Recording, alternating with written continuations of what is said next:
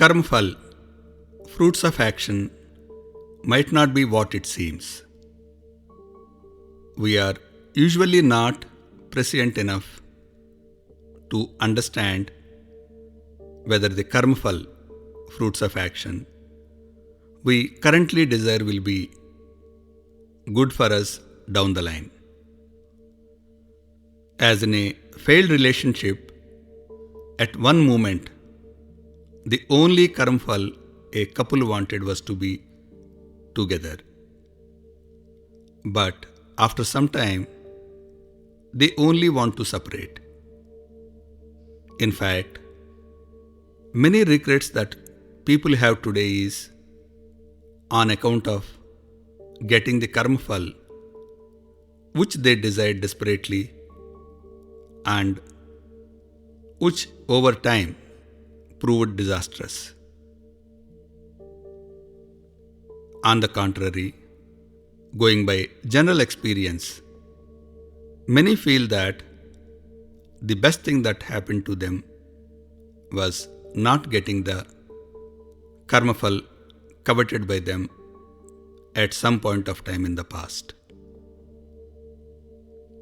These life experiences gathered over a period of time will help us understand the iconic verse 2.47 in the Gita, where Krishna says that we have the right to do karma, action, but have no rights over karmafal.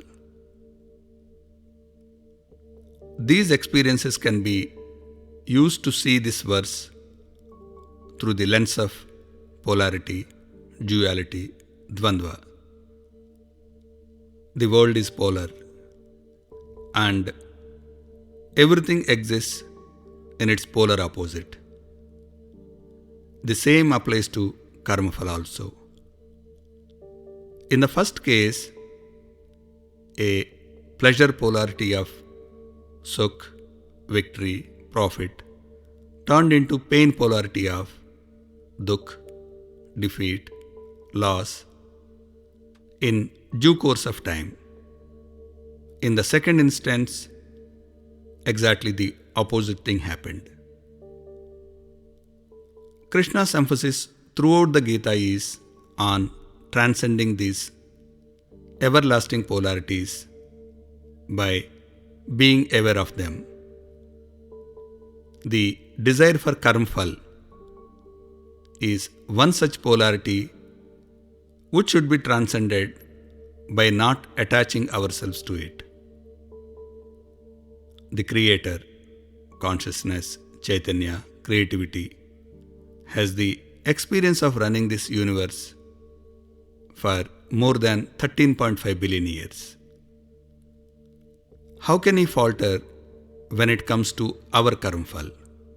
Certainly, he will not. We get what we need or deserve, but not what we desire.